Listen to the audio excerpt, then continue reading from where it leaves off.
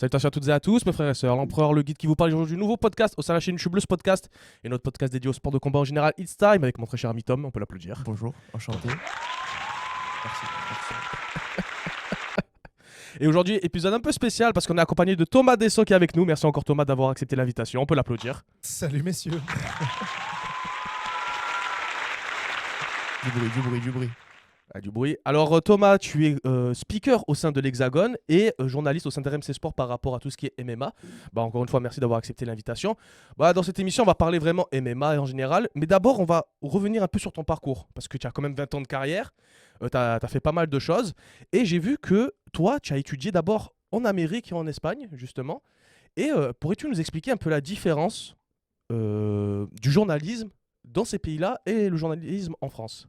Waouh, ok, sacré challenge.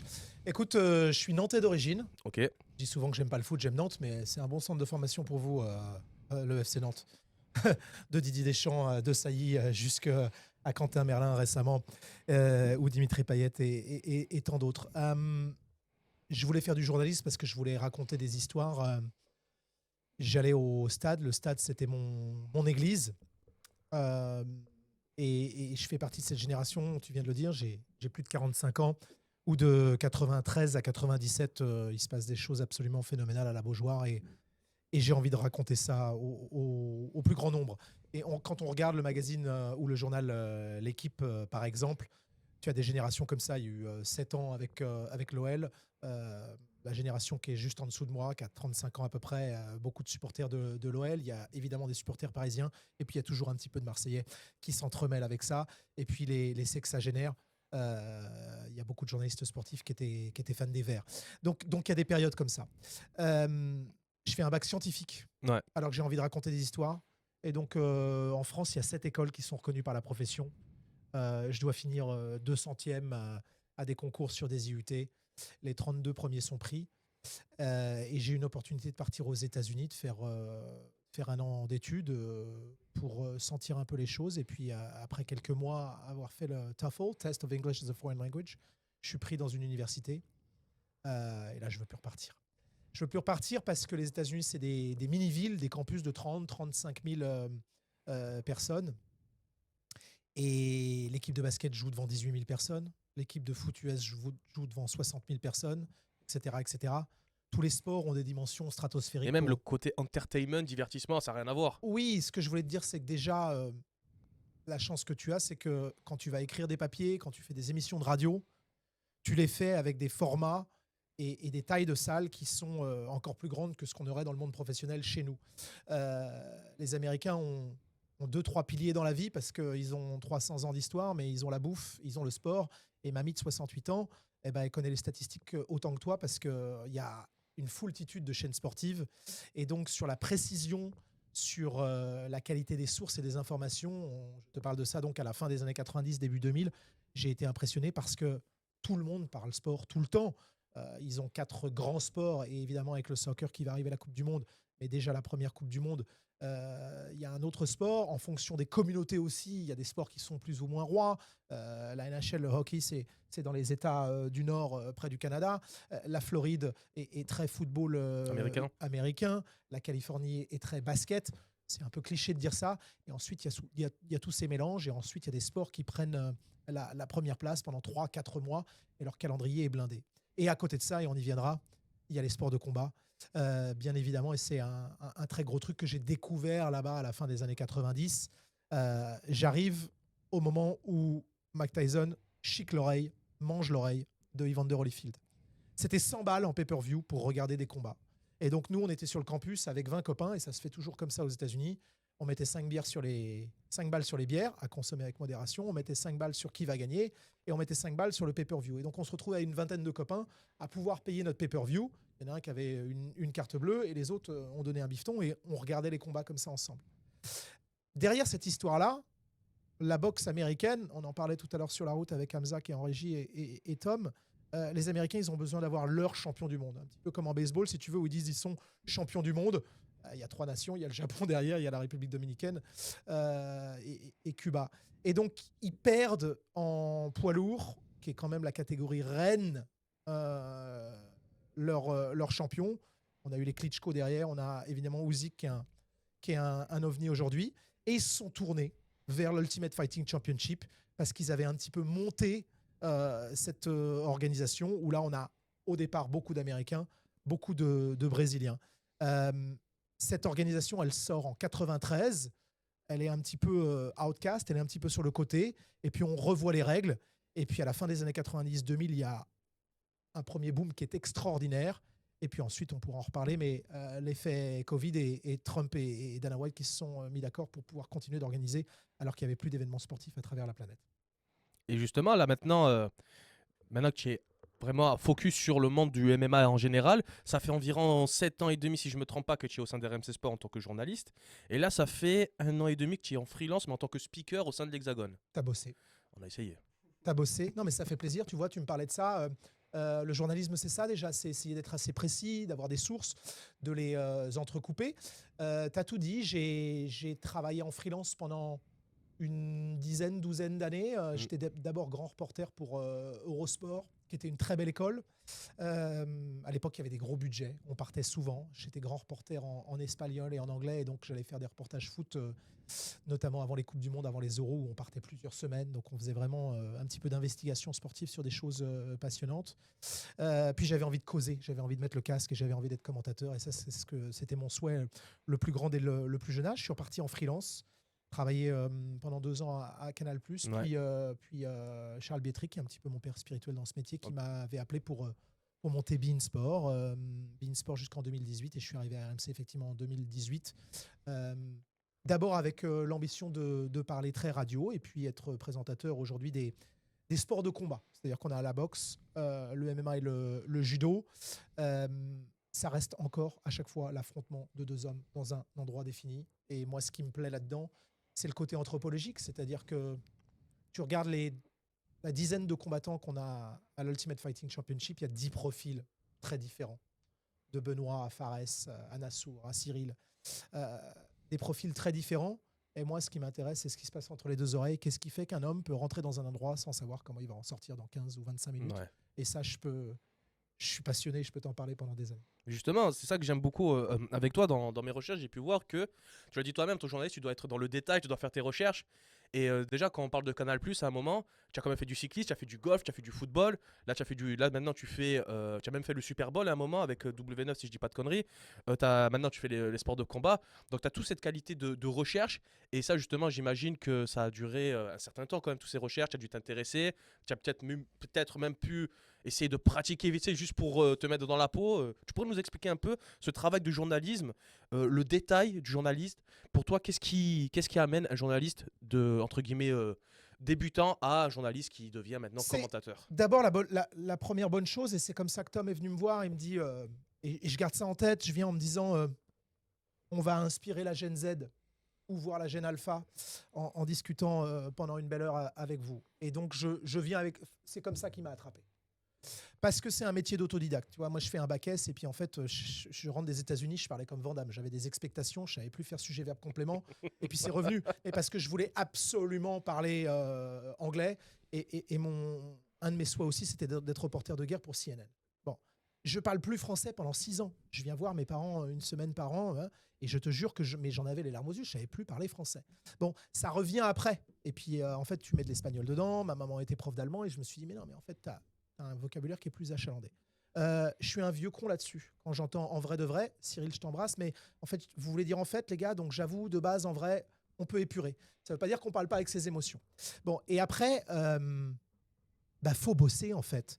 Et aujourd'hui, il y a une foultitude d'informations à disposition, c'est vrai, et il y a aussi des grosses conneries à disposition.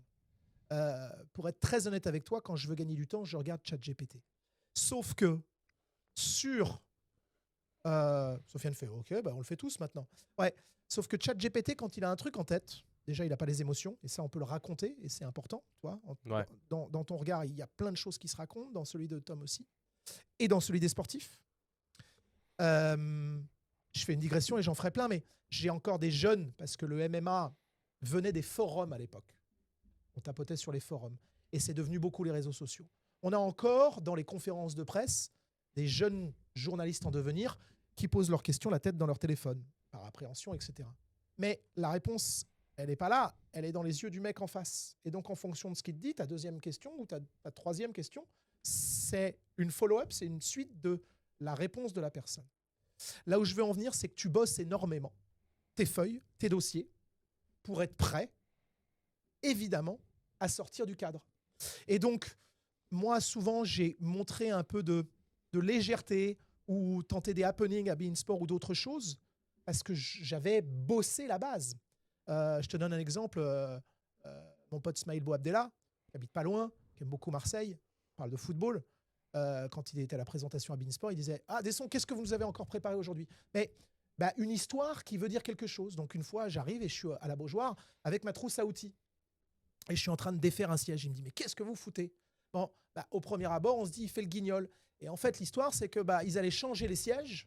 Et donc, je dis « Attendez, ces sièges-là, ils ont été faits en 84. On est en, je sais plus à l'époque, 2013-2014. » Et je dis « Ça doit valoir son pesant d'or sur eBay demain ou sur Le Bon Coin. Donc, je veux en prendre un à la maison. » Mais qu'est-ce que je raconte ? Je raconte qu'il y a un pan de l'histoire du stade qui, au bout de 25 ou 30 ans, est en train de changer et qu'en fait, c'est aussi un événement important, etc.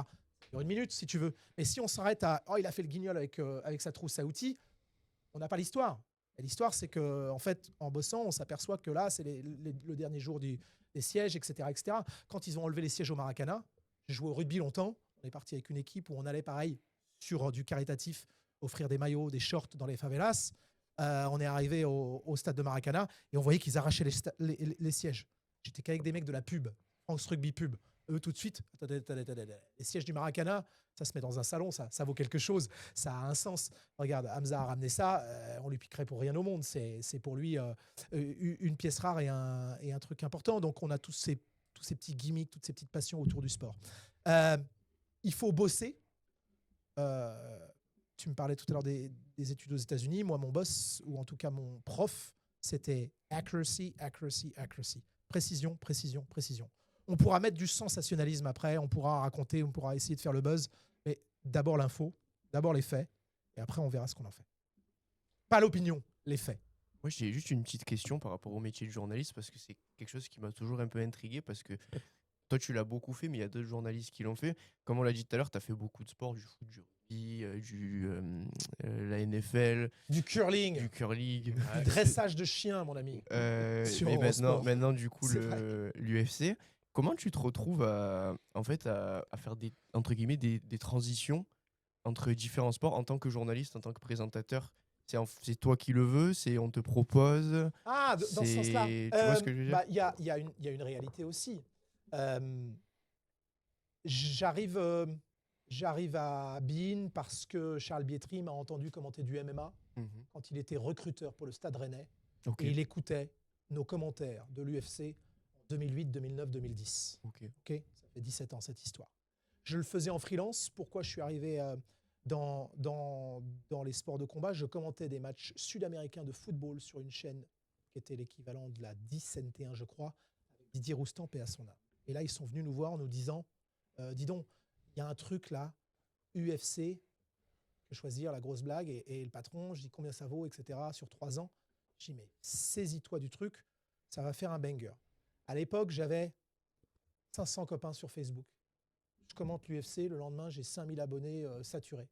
Waouh, c'est une niche qui est extrêmement forte. Donc, je faisais du foot Sudam, et puis tout d'un coup, je fais de l'UFC. Et puis à côté de ça, tu l'as dit, j'aime les sports US, il y en avait beaucoup. J'ai pratiqué le golf, je me suis mis au golf. Le premier truc que j'ai compris, je l'ai compris tardivement. J'ai un copain, Marc Mingoya, qui commentait du sumo à Eurosport et qui avait cette Jacques Chirac l'appelait à l'époque. Il aimait le sumo. Jacques Chirac, il disait « Allô Marc, à quelle heure a lieu le sumo ?» Tu vois, donc, le commentateur de Eurosport, il se faisait appeler par le président Jacques Chirac parce qu'il voulait avoir l'heure du sumo. Comme il ne faut pas que Emmanuel Macron rate un match de Marseille. Donc, il y a des opportunités, il y a des droits, j'y reviens dans un instant. Et il y a aussi, par rapport à ce qu'on se disait, comment on fait pour commenter plusieurs sports. Une fois qu'on a compris qu'en fait, il y a 3 types de sports. Et ça, c'est Marco qui me le disait encore quand on était animateur aux Jeux de Paris 2024. Tu as des sports d'affrontement. Le foot et la boxe, c'est la même chose. C'est A contre B. Oui, il y a 11 éléments ou 17, mais il y a A contre B. Et il y a beaucoup de choses qui se passent dans la caboche. Il y a des sports de course, natation, athlétisme, de force, de la physique, et il y a des sports de notation. Genre la gym, le patinage. Exactement, ouais, exactement. Même le curling, hein, c'est une notation. Le plongeon, etc., etc. On oublie Sofiane qui vient de dire une saucisse. Oui. Faut se rapprocher de la pierre. C'est y a de pas de la souci. pétanque. Faut tirer dans la cible. Pas de souci. Mais en tout cas, tu vois, c'est des tendances. Oui. Et avec ça, déjà, toi, ton rôle en tant que journaliste, c'est d'être play-by-play. C'est de raconter ce qui se passe et de transmettre l'émotion. À côté de ça, vous l'aviez l'autre jour, tu as un Benoît Chéreau qui est un des meilleurs consultants en foot parce que lui, en 12 secondes, il t'analyse ce que tu viens de raconter. Et souvent, les journalistes, parce que c'est une conversation triangulaire avec les gens qui sont derrière et qui ont envie de dire « Ah, j'avais envie de la poser celle-là. Ah, je suis content qu'il l'ait posée. » Parfois, on a 8 réponses sur 10 aux questions qu'on se pose, mais on se dit, tiens, de façon didactique, ça c'est important, ou de temps en temps, ça ne l'est pas. Et après, la chaîne aussi va influencer tes questions ou ton orientation de journaliste. Sur TF1, tu vas faire un peu plus large, avec un public qui regarde peut-être un peu moins le foot. Oui. Sur Ligue 1+, tu vas être beaucoup plus dans la précision, et encore en plus, sur un match spécifique. Un mec comme moi qui regarde Nantes-Lorient, tu vas être beaucoup plus dans le spécifique parce que j'en attends un peu plus. Tu vois, voilà.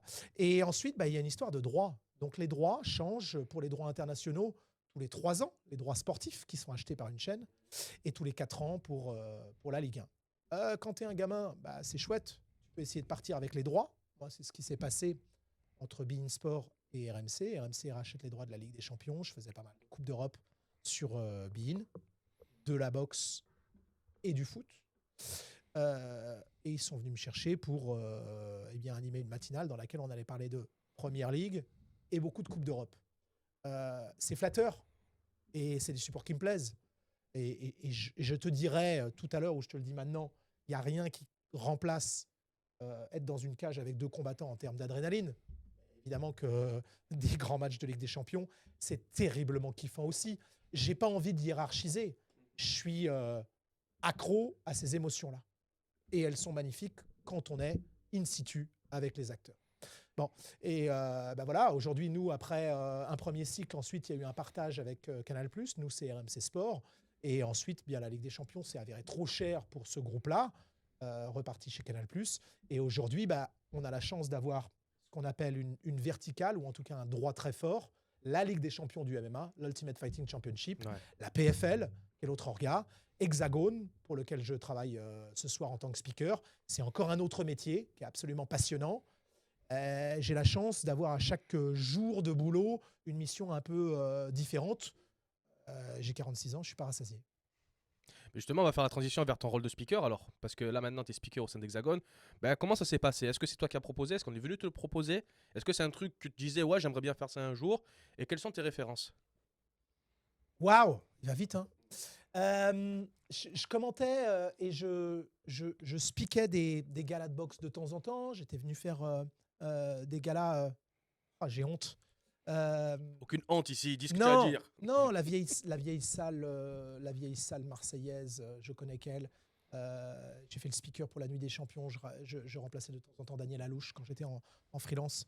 C'est un des grands speakers de pied-point, et je cherche le nom de cette salle à Marseille, pardonnez-moi, qui est encore dans son jus, où il y a des gros événements de boxe chaque année. Le Palais des Sports? Le Palais des Sports, c'est là où ils avaient accueilli le COF. On va peut-être te dire quelque chose. Non, c'est une salle qui fait 2500 places avec des vestiaires dans leur jus, etc. Et je ne connais pas l'arrondissement. Donc je demande... Voilà. Je saurais pas dire, ouais. Je demande pardon, en tout cas, l'organisateur, c'est Slimane Safrioun, et Safrioun, et je l'embrasse. À un moment, Franck Gastambide, avec la série La Cage sur Netflix, m'a appelé et m'a demandé de jouer mon rôle de présentateur sur RMC Sport.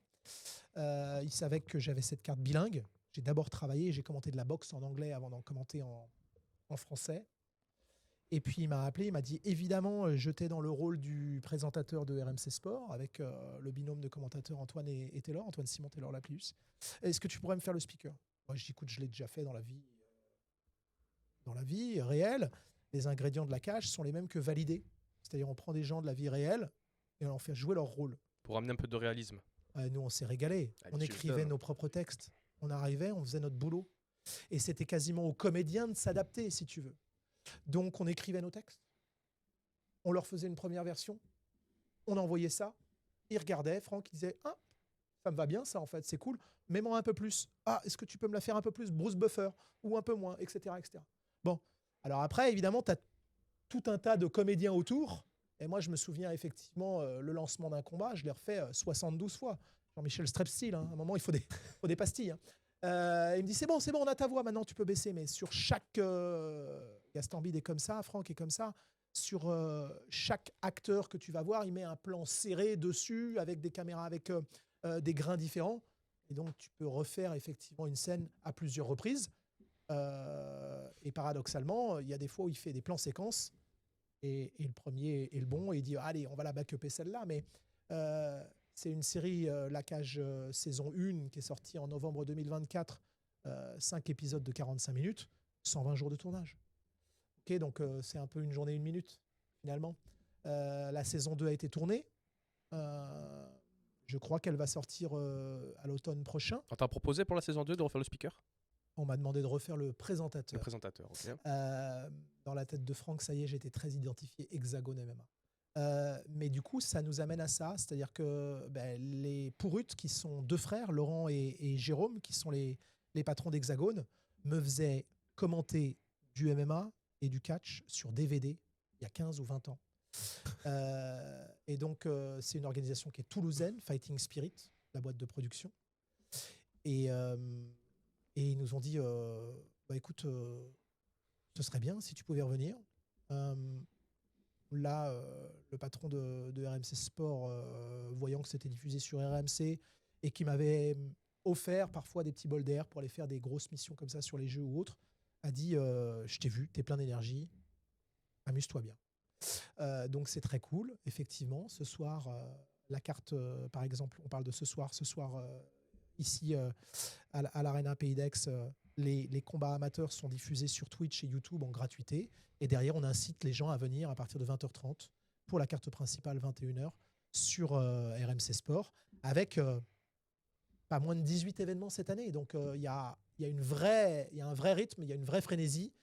Et pour parler d'Hexagone, il y a à chaque fois quasiment une ceinture qui est en jeu. 8 catégories de poids chez les hommes, comme vous le savez, 3 ou 4 chez les femmes. Là, c'est les Tom Pouce, les moins de 57 kg, 56 kg 700 pour être exact, ce soir. Et à chaque fois, il y a en ce moment un combat pour un des deux tournois. Tournoi à 100 000 € au vainqueur, chez les moins de 70 kg, chez les moins de 84 kg. 70, c'est Benoît Saint-Denis, c'est Fares Ziam, 84 kg. C'est Mathieu Leto Duclos, par exemple, et c'est Nassourdine Imavov pour la référence à l'UFC, l'Ultimate Fighting Championship. Speaker dans la cage, c'est aussi du boulot de grande précision. Mais en termes d'adrénaline, quand tu as les deux gars et que tu leur dis combattant, est-ce que vous êtes prêts, et que tu vois ces regards-là, il y a quoi ? Il y a la naissance d'un enfant, il y a jour de mariage, et il y a speaker dans la cage. C'est puissant. Ouais, non, c'est bon. Ouais, et justement, toi qui es maintenant speaker au sein d'Hexagone, au niveau de tes recherches, est-ce que, comme tu l'as dit toi-même, dans la précision, etc., toujours la précision, est-ce que toi, maintenant, quand tu fais ton rôle de speaker, tout à l'heure, je t'avais demandé par rapport à tes références, tu as bien évidemment noté le grand nom de l'UFC, Bruce, putain, j'ai oublié son nom. Buffer, à chaque fois, j'ai pas envie de dire Bruce Prish, à chaque fois je dis n'importe quoi, donc je préfère dire tranquillement Bruce Buffer. Et est-ce que tu as d'autres références dans ce milieu-là maintenant, puisque ça fait maintenant un certain temps que tu es dans ce milieu-là qui est le MMA? On est toujours influencé. Buffer est là depuis 30 ans. Ouais. Je te parlais de Daniel Alouche tout à l'heure. Michael Buffer est encore plus une inspiration pour moi que Bruce, parce qu'il y avait l'anglaise avant. It's time, c'est Bruce. Ouais. Let's get ready to rumble, c'est Michael. Petit lien de parenté entre les deux. Michael, tout tiré, acide hyaluroniser, tout ce qu'on veut. Il a encore 15 ans de plus et il est toujours là. Quand il pousse la chansonnette, les copyrights font que c'est jackpot et ça tombe à chaque fois. Il faut arriver avec sa patte. Et d'un autre côté, il faut et rassurer et respecter. J'ai la chance avec Hexagone de venir à la conférence de presse la veille qui a eu lieu hier. Souvent de passer 2 ou 3 nuits sur place. D'être à la rencontre des combattants. Il y a des gars, c'est leur 2e, 3e combat. On va voir des amateurs ce soir, on va les retrouver en professionnel peut-être dans 1 an ou 2. Donc je suis leur parcours. On a 200 hommes et femmes à l'Hexagone. Je les connais tous. Et ils ont confiance en moi et donc je dois leur redonner. Donc je ne rentre pas dans la cage sans connaître exactement la prononciation exacte d'un gars. Il y en a que je connais. Donc si tu veux, par exemple, Araik Margarian ce soir. Arménien. Est-ce que tu veux Yann ou est-ce que tu veux Yan? Nous, chez les Arméniens, c'est plutôt Yann. Ok, je repose ma question. Est-ce que toi, tu veux à la française, à l'arménienne? Qu'est-ce que toi, tu veux? Ok, Araik Margarian. Voilà.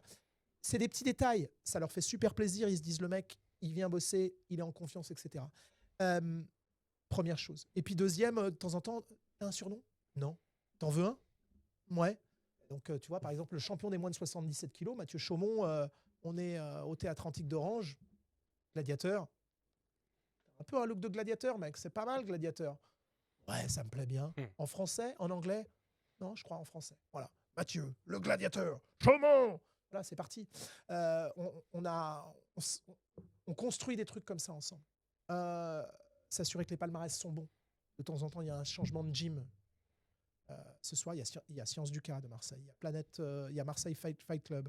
Wilson Prototype Varela sera présent avec son père spirituel Jean-Michel Foissard. Voilà, je commence à connaître les gyms, mais c'est important aussi de ne pas se tromper là-dessus. Donc, c'est des petites annonces assez courtes, mais il faut être d'une précision létale.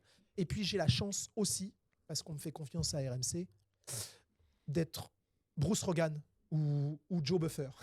C'est-à-dire que on me donne aussi la chance de faire les interviews d'après-combat, qui permet de faire ce fameux storytelling, ce matchmaking, et avec un petit regard avec les matchmakers, quand on sent qu'il y a eu un bon truc, avant de monter dans la cage, il vient de gagner par KO, je lui laisse réclamer la ceinture, une opportunité, un truc, quelque chose. Tu vois, et donc, ça se fait dans l'instant.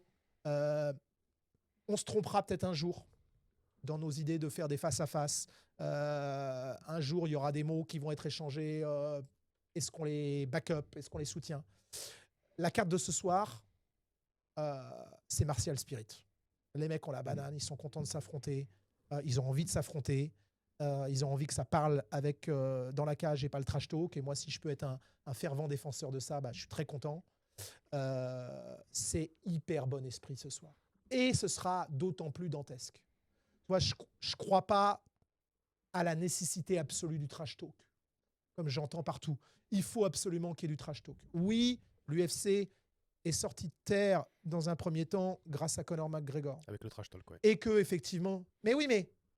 Parce qu'il a arraché la tête des mecs en 1 minute 13. Et les performances. Si trash talk et qu'il en fait rien Si derrière... pas de résultat derrière, ça sert à rien. Va te garer, fais un bon créneau, bonhomme, tu vois. Il faut qu'il y ait les deux. Mais on peut aussi faire sans. Et moi, un coupeur de tête, un smile killer, façon Faresiam, un babyface assassin qui a une bonne petite gueule et qui fait mal, m'impressionne autant. J'ai pas besoin. Tu vois, je me suis fait avoir, j'avais envie d'être positif.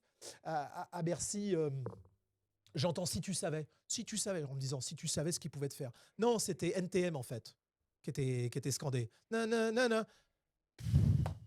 J'en ai pas besoin. Je suis content de la Marseillaise a cappella. Je suis content de qui ne saute pas n'est pas français ou parisien ou marseillais ou que sais-je. Ces fiertés-là me vont très très bien. Mais kill him, hein, ce que j'ai pas envie de le dire en français, ça me va pas. Ils se font assez mal comme ça. Mais après, c'est pas en plus la symbolique du sport, justement. C'est contre les valeurs du sport en général. Normalement, c'est dans le respect. Normalement aussi, c'est deux hommes qui, entre guillemets, ne savent même pas comment ils vont ressortir de la cage. Mais à la fin, on se respecte parce que tous les deux, on est rentrés dans la cage. Et puis voilà. Il y a tout à la fois, Sofiane. Le truc, c'est que nous, en France, les arts martiaux... il est là, le micro. Si il est là, en effet. Les arts martiaux... Les gamins qui rentrent dans un dojo, qui rentrent dans une salle, on leur dit humilité, on leur dit respect, et tout d'un coup, tu vas aller dans le monde professionnel, et euh, euh, sort complètement du personnage ou en tout cas sort de la personne que tu es devenu pour créer un personnage. C'est compliqué. C'est pas les valeurs qui ont été inculquées pendant des années. Il y en a qui appuient sur l'interrupteur, qui jouent bien avec ce bouton-là, et il y en a d'autres qui n'en ont pas besoin. On verra et on peut en parler, mais la nouvelle star, c'est Ilia Topuria. Il est très très assertif. Il explique à quel point il va arracher la tête de ses adversaires, mais il ne le fait pas en parlant de leur descendance, de leur famille et autres. Parce que pour le coup, il vient de vivre des moments un petit peu compliqués avec son ex-femme. C'est pas nécessaire. Je crois que c'est pas nécessaire. Je crois qu'on avait dit pas la famille. Pas la famille. C'est une règle d'or. Déjà. Et justement, maintenant, tu as dit tu es encore insatisfait, tu as toujours faim. Qu'est-ce que tu aimerais te souhaiter pour la suite? Je suis très satisfait, je suis insatiable. Ça m'éclate. La semaine prochaine, on est à Strasbourg avec Hexagone. Derrière, on va faire la ceinture BMF à la présentation pour ce combat entre Max Busterdway et Charles Bronx Oliveira. Tu vois, dès lundi, je suis de retour à la rédaction pour préparer cette émission. Quels éléments, quels ingrédients on va y mettre pour donner envie aux gens des minuits de le suivre. Donc il y a cette alternance. Ensuite, le tournoi des moins de 84 kilos qui ira à Nantes, des belles dates à Paris, une sublime date le 12 juin à Lyon avec Paul Dena, avec la finale aussi des moins de 84 kilos. J'ai eu la chance de faire 3-4 Super Bowl. Qu'est-ce que je me souhaite qu'est-ce que je nous souhaite que l'UFC ou en tout cas le MMA continue de grandir sainement. Il va y avoir un président et une fédération à partir du mois de septembre. On a besoin de faire grandir encore ce monde amateur. Pourquoi ? Parce que c'est comme si on disait qu'on jouait à la NBA pour les Américains, où on parlait de golf tout à l'heure, on joue au PGA. D'une organisation privée, on en a fait un sport. Nous, en Europe, et plus particulièrement en France, quand tu veux avoir la reconnaissance politique, la première question souvent du ministère des Sports, c'est combien de licenciés ? Qu'est-ce que ça représente ? Quel est le poids de ce sport-là ? Il a été sous l'égide de la boxe pendant 4 ans. Il vient maintenant avec ses propres ailes, avec sa propre fédération, avec un président qui s'appelle Patrick Vignal. Il va être bien qu'on prenne nos licences, il va être bien qu'on développe le monde amateur pour se faire plaisir aussi, parce que s'entraîner, moi je m'entraîne gentiment, humblement, je me fais arracher la tête par des gamins de 20-25 ans, mais une journée de grappling, une journée de striking, un entraînement que de cardio, le tout mêlé, tu apprends énormément de choses sur toi en permanence. Tu rentres chez toi avec les petits pas comme ça, comme mamie, et le lendemain, t'es chargé en énergie. Et t'en redemandes. Donc, ouais, c'est quand même un beau sport. C'est quand même un beau sport. C'est un beau sport. Voilà, donc je nous souhaite que ce sport continue de grandir. Est-ce que ça restera une niche très forte façon NBA ou pas, horaire oblige pour le haut de la pyramide.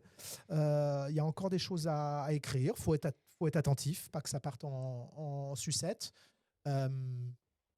Voilà, je me souhaite de vivre des émotions comme ça encore le plus longtemps possible. C'est tout ce qu'on te souhaite. Merci. Dernière question, cette fois-ci, c'est le conseil que tu pourrais donner à des jeunes et des moins jeunes qui sont passionnés de MMA, passionnés de sport de combat et qui aiment en parler. Les conseils que tu pourrais leur donner pour ces personnes-là, pour leur vie en général, genre pour leur carrière. Le premier truc, c'est ce qu'on a dit tout à l'heure. Je veux pas que l'opinion remplace les faits. Okay. Y a des chaînes d'infos, j'ai pas besoin de vous les citer. Un reportage, aller sur le terrain, ce qu'ont fait Tom et Hamza hier en conférence de presse, rencontrer les acteurs, filmer, faire du montage derrière. Pour une chaîne d'infos, ça coûte 2500 balles à peu près. 2000 ou 2500 balles. Vous allez me suivre. Mettre 3-4 chroniqueurs autour d'une table et payer 300 ou 400 euros. Ce sont des tarifs parisiens. Ça coûte moins cher, mais c'est moins précis. On n'est pas sur le terrain, on n'a pas été à la rencontre des gens. Et malheureusement, parce que l'émotion, on n'arrête pas d'en parler tout à l'heure, ce qui te procure des émotions te pousse à l'action, te donne envie de faire. Donc c'est très très facile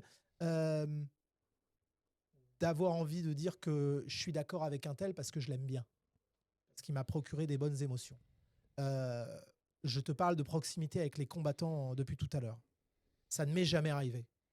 Mais si dans le coin bleu, je pense que c'est une tête de mort et que je suis pote avec le coin rouge, je vais quand même offrir mon travail et mon émotion nécessaire à l'énergie et à la vente du combat. Okay, et donc, j'ai des faits et j'ai un respect de A contre B, quoi qu'il arrive à faire. Donc, ça a une certaine impartialité. Après, j'ai choisi avec qui je vais aller boire des coups, si tu veux.